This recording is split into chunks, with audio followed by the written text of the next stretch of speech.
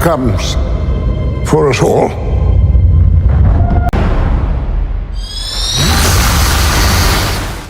Before we dive into breaking down every hidden detail and emotional beat in these teasers, let's set the stage for why Avengers Doomsday already feels different from anything Marvel has done before.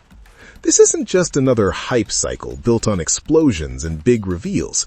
It's a slow-burning countdown to the end of everything we know in the MCU.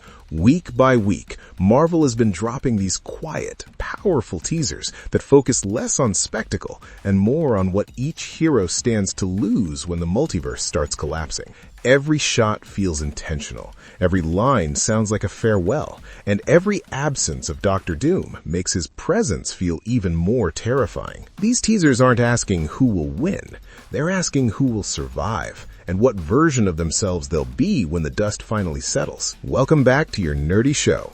I'm your host, Spoiler Master. Now let's break down every Avengers Doomsday teaser and uncover what Marvel is really telling us about the endgame that's coming. Steve Rogers returns, the cost of peace. The first teaser immediately set expectations sky high by doing something Marvel rarely does anymore, slowing down. We open on Steve Rogers riding a motorcycle through a quiet, sunlit road, heading toward the same peaceful home last seen at the end of Avengers Endgame. This is old Steve's reward, the life he chose after decades of sacrifice. There's no music at first, just the sound of the engine and the wind, grounding us in calm before the storm. Inside the house, Steve places his shield and uniform down like relics of a past life. These aren't symbols of pride anymore. They're reminders of a chapter he believed was closed. Then comes the most powerful moment of the teaser, Steve holding a newborn baby. The implication is clear without being spelled out. This is his child with Peggy Carter from the alternate timeline he chose to stay in. For years, fans debated whether Steve's ending was selfish or earned, and this single image reframes everything. He didn't just retire, he built something worth protecting. The emotional weight peaks when subtle text or quiet voiceover reinforces the theme of duty returning. Steve Rogers didn't want to come back, but the world doesn't care what you want when annihilation is on the table. The teaser ends with the simple but explosive confirmation that Chris Evans is back. Not as a variant joke, not as a cameo, but as Steve Rogers answering the call one last time. This teaser establishes the core theme of Doomsday. Even those who earned peace can't outrun destiny when the multiverse starts collapsing. Thor's Prayer, a god with something to lose. The second teaser pivots from human nostalgia to divine sorrow. Thor kneels in a mist-covered forest that feels ancient and sacred, visually echoing Asgard without directly recreating it. The color palette shifts to muted sepia tones, giving the entire scene a mythic, almost funeral quality. This isn't the Thor of punchlines and rock soundtracks. This is a god preparing for what may be his final war. Thor prays to Odin and the All-Fathers, asking not for victory, but for the strength to fight once more and return home. That line alone tells us everything about his mindset. Glory doesn't matter anymore. Survival does. Protection does. And then we see why. Love, his adopted daughter, appears briefly as Thor kisses her forehead goodbye. The framing mirrors classic war cinema, the kind where soldiers leave knowing they may not come back. Visually, Thor's shorter hair evokes his Ragnarok era, signaling a return to his warrior roots after years of emotional wandering. But emotionally, this Thor is more vulnerable than ever. He's not fighting because he's the strongest Avenger. He's fighting because he's a father now. This teaser mirrors Steve Rogers in a fascinating way. Both men finally found peace. Both built families. And both are being pulled back into a conflict they hoped to avoid. Doomsday isn't about saving the universe because it's the right thing to do. It's about protecting the future they've already begun to build. The X-Men's Last Stand, Survival over Ideals. The third teaser is where the campaign shifts gears and openly embraces nostalgia as a weapon.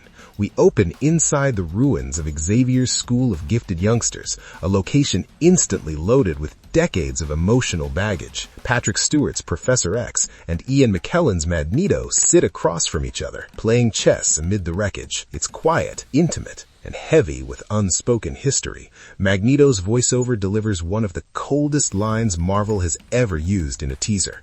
He doesn't talk about winning, he talks about death. The question isn't whether you're prepared to die, but who you are when the end comes. This isn't a villain monologue. It's a survivor's philosophy, shaped by loss, genocide, and endless conflict. Then, the teaser explodes into action as James Marsden's Cyclops steps forward in a comics-accurate yellow and blue suit. He removes his visor and unleashes a massive optic blast at approaching Sentinels. This moment is pure fan service, but it's also deeply symbolic. The Sentinels represent extinction. The blast represents defiance. This version of the X-Men isn't fighting for acceptance anymore. They're fighting to exist.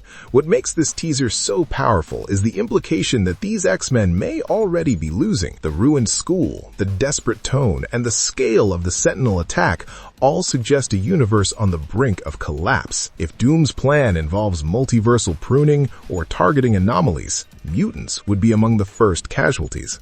This teaser confirms that Avengers Doomsday isn't just integrating the X-Men for spectacle, it's bringing them in at their darkest hour. Wakanda and the Fantastic Four, preparing for the end. The fourth teaser widens the scope from individual sacrifice to global and multiversal alliances. Shuri's voice opens the piece with a devastating line about losing everyone who mattered to her. In a single sentence, Marvel acknowledges the emotional toll of Wakanda's recent history and positions Shuri not just as a scientist queen, but as someone hardened by grief. The teaser then shifts to Talocan, where Namor broods on his throne, surrounded by his warriors. His presence reinforces that this threat isn't limited to the surface world. Even ancient, hidden civilizations are preparing for what's coming. Doom's shadow reaches everywhere. The visual language becomes more overtly apocalyptic as Shuri walks through a desert-like battlefield alongside M'Baku and the Dora Milaje. The environment feels unnatural, hinting at Battleworld or fractured reality stitched together from broken universes. And then comes the moment that perfectly balances tension with humor. M'Baku introduces himself to Ben Grimm, the Thing, with royal authority. Ben responds with a street-level introduction straight out of Yancey Street. It's funny, but it's also meaningful. Kings and commoners, gods and monsters, all standing on equal ground, because titles don't matter at the end of everything. The teaser closes with Wakandan salutes and confirmation that Wakanda and the Fantastic Four are officially part of the fight. This ties directly into recent post-credit scenes and reinforces the idea that Doomsday isn't an Avengers movie in the traditional sense. It's a coalition of every surviving force in the multiverse. The bigger picture, Doom without Doom. What's truly brilliant about this teaser campaign is what it doesn't show. Dr. Doom is never fully revealed. No throne shots, no grand speeches, just glitching countdown clocks spelling Doomsday and the quiet certainty that something unstoppable is coming. By withholding Doom's presence, Marvel turns him into an idea rather than a character. He's inevitability. He's the reason every hero is putting their life back on the line. Rumors about Doom targeting powerful children like Franklin Richards or erasing unstable timelines only deepen the dread. If Doom believes reality itself is flawed, then no universe is safe, and no sacrifice is enough. That makes every quiet goodbye, every reflective prayer, and every alliance feel tragically necessary. Why these teasers work. Together, these four teasers form a complete emotional arc. Steve represents disrupted peace. Thor embodies protective love. The X-Men show desperate survival. Wakanda and the Fantastic Four symbolize unity in the face of extinction. None of them explain the plot, and none of them need to. They tell us everything we need to know about the stakes. Avengers Doomsday isn't just about stopping a villain. It's about deciding what's worth saving when everything is on the brink of erasure. With a full trailer expected around the Super Bowl and the film set for release on December 26, 2026, Marvel has successfully turned waiting into part of the experience. Every teaser feels like a farewell letter written before the end of the world, and that's exactly why this build-up works. Our nerdy thoughts. And that's what makes the Avengers Doomsday teaser campaign so powerful. Marvel isn't just selling us a movie, they're preparing us for an emotional reckoning. Every teaser feels like a warning, a goodbye, and a promise all at once, reminding us that this story isn't about who throws the biggest punch, but who's willing to sacrifice everything when the multiverse is on the brink of collapse. With Dr. Doom still lurking in the shadows